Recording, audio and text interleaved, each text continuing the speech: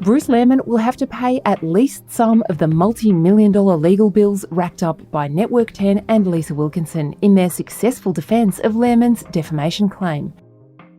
Justice Michael Lee put 10, its lawyers and its journalism through the ringer, but ultimately agreed with their proposition Bruce Lehrmann should have to pay because he must have known he raped Brittany Higgins. All that and more in today's episode.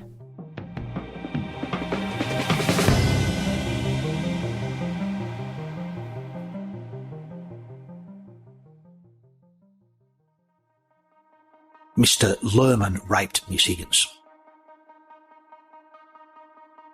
That's Justice Michael Lee back in April, declaring on the balance of probabilities that he believed Brittany Higgins' emotional claim that she was raped by a fellow Liberal staffer, Bruce Lehrmann, in 2019. Yeah, I woke up mid-rape, essentially. Bruce Lehrmann is considering an appeal against the judgment, and on Wednesday the judge granted his legal team extra time to prepare. But for now, the lawyers want to be paid, and they lined up in the federal court on Wednesday to tell Justice Lee who should cut the cheques. It's a proceeding that just should never have been brought by Mr. Lehrmann. This is a voice actor bringing you the words spoken in court on Wednesday by Dr. Matt Collins KC, counsel for Network 10. He described Lehrmann's actions as an abusive process because the case was doomed from the start. He must have known at all times that the imputations of which he complained were substantially true. But Michael Lee doesn't let anything slip by, and he made Matt Collins work hard for his fees.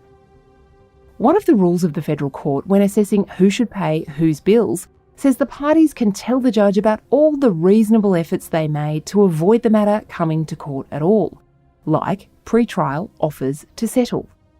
In this instance, 10 did offer to settle with Lehrmann back in August 2023, but there was a twist. You might remember, if you followed this trial, that there was a side-stage fight between Lisa Wilkinson and her employer, Network 10, about who should pay Wilkinson's legal bills. Lisa Wilkinson, after the famous project story that started it all, gave a speech at the Logies which effectively ended her on-air TV career. And the truth is, this honour belongs to Brittany. That was just 8 days before Lehrmann was due to go on trial in the ACT Supreme Court for raping Higgins, and a furious Justice Lucy McCallum said the speech made it impossible to get a fair trial so soon afterwards.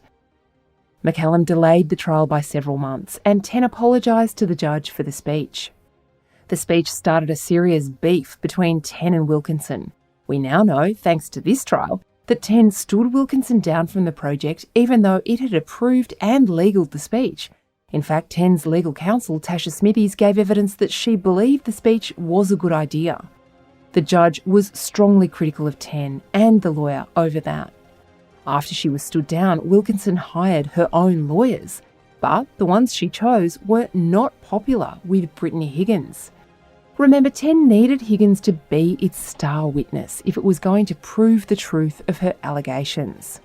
Correspondence submitted to the court shows Higgins' solicitor, Leon Zweier, told 10 Higgins would not give evidence for them if Lisa Wilkinson used barrister Sue Chrysanthou SC. Why? Well, there's a complicated backstory. But Chrysanthou had previously briefly represented another man in a prominent case where there were unproved allegations of sexual wrongdoing. That's former Commonwealth Attorney General Christian Porter. After Higgins' lawyer said they didn't like Chrysanthou, Network 10's boss, Beverly McGarvey, wrote to Wilkinson suggesting she should dump Chrysanthou and her solicitors, Gillis Delaney. Here's the judge. We've used a voice actor. I've never seen anything like that in litigation. Brittany Higgins' solicitor also told 10 she wouldn't cooperate with 10 if it made any offer to Lehrmann of settlement that involved any kind of apology or retraction.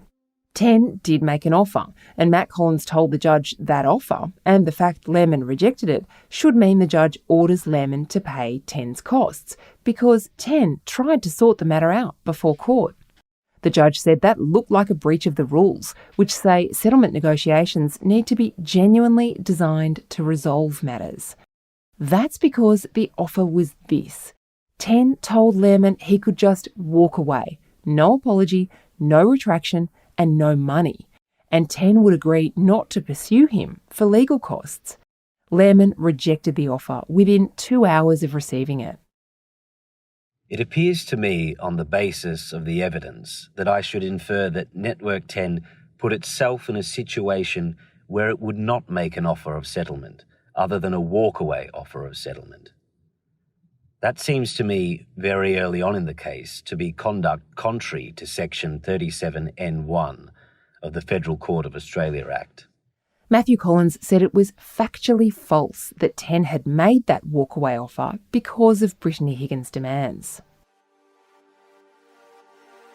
And that led Justice Lee into something else that was seriously cheesing him off. A speech made on the steps of the Federal Court in April on Judgment Day by Justin Quill. Now, Justin's a highly regarded media lawyer, and he advised The Australian on some matters. But the judge didn't like Quill's wholehearted defence of Ten's journalism or Lisa Wilkinson's Logie speech. Here he is outside court, answering questions from journalists, including me. For Channel 10, it's vindication. His Honour said Channel 10 is deserving of that vindication.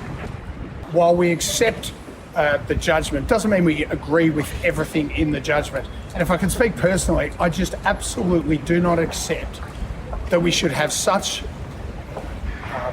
lack of faith in our juries that we would think that they would sit in a criminal proceeding, hear sworn evidence, watch witnesses sometimes get torn apart by cross-examination, but somehow swear an oath, be directed by a judge, and somehow go against all of that because they saw an implication in a Logie speech sometime earlier. I just don't agree with that concept. Ultimately, I've got to say this: how can it be unreasonable to publish something that was true? The Logie speech was a terrible mistake, wasn't it? Look, I don't accept that the Logie speech was a terrible mistake. As I said, I accept His Honour's judgment. Doesn't mean that I agree with everything His Honour said.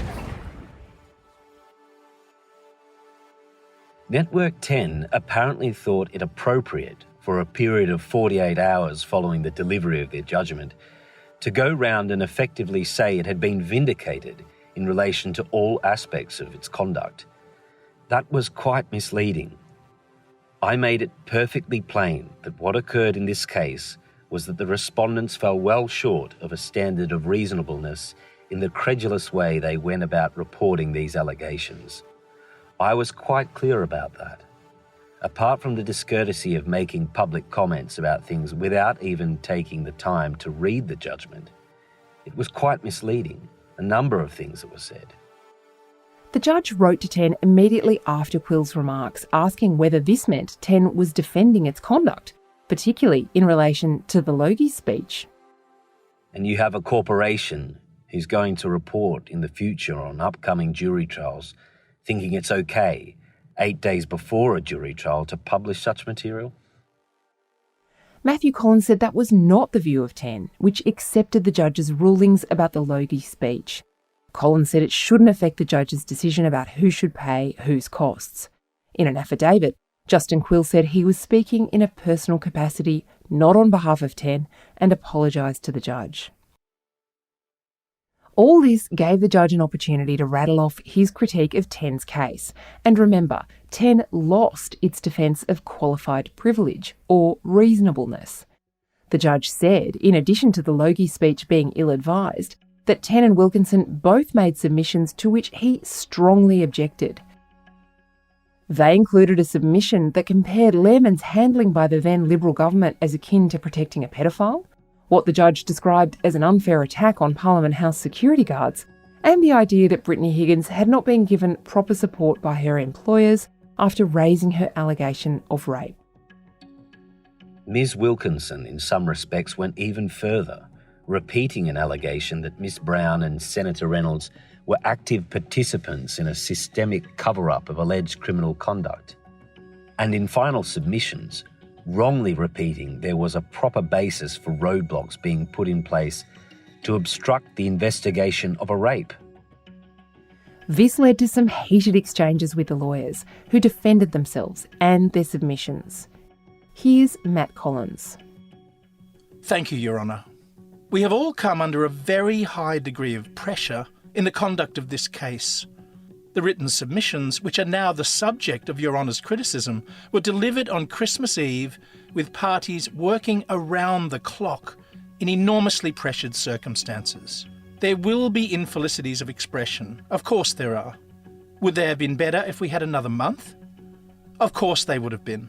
But with respect, it's not fair to suggest that a party should be deprived of costs because of infelicities in written submissions delivered in those circumstances.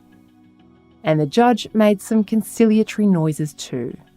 This is an extraordinarily difficult case, and I think all counsel conducted themselves entirely appropriately in relation to the case. Coming up, what the judge said about another of the trial's colourful witnesses. The best news and analysis of this and all the big trials is live 24/7 at theaustralian.com.au, and a weekly subscription costs a tiny fraction of what a top silk earns for an hour in court. We'll be back after this break.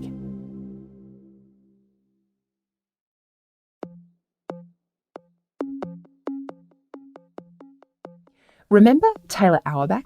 He's the former Network 7 producer who gave evidence in court about events leading up to Seven's bombshell interview with Lehrmann, aired in 2023. Yeah, it's the classic, beware the man with nothing to lose. I've got nothing to lose. Auerbach gave evidence over 2 days in the defamation trial as part of Network 10 and Lisa Wilkinson's effort to demonstrate that Bruce Lehrmann had broken court rules by sharing with Seven sensitive documents from the first trial in this matter. That was when Lehrmann was tried in the ACT for sexually assaulting Higgins. He denied it, no verdict was returned, and the charges were ultimately dropped as a result of juror misconduct. A barrister representing Taylor Auerbach, Maggie Carney, told Justice Lee her client sought to have his costs paid by Bruce Lehrmann and Network 10.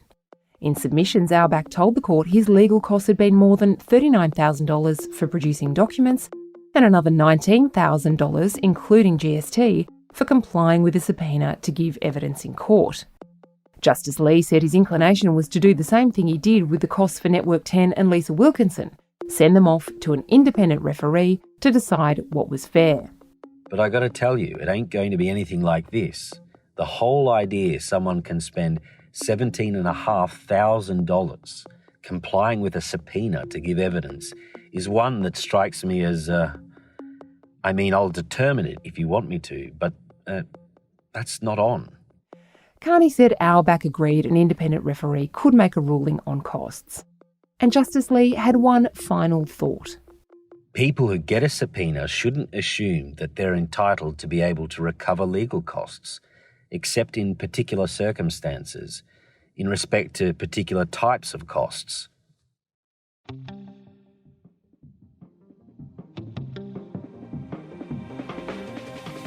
There'll be a final determination on those costs at a later date, and you'll be the first to know if you join us by subscribing to theaustralian.com.au.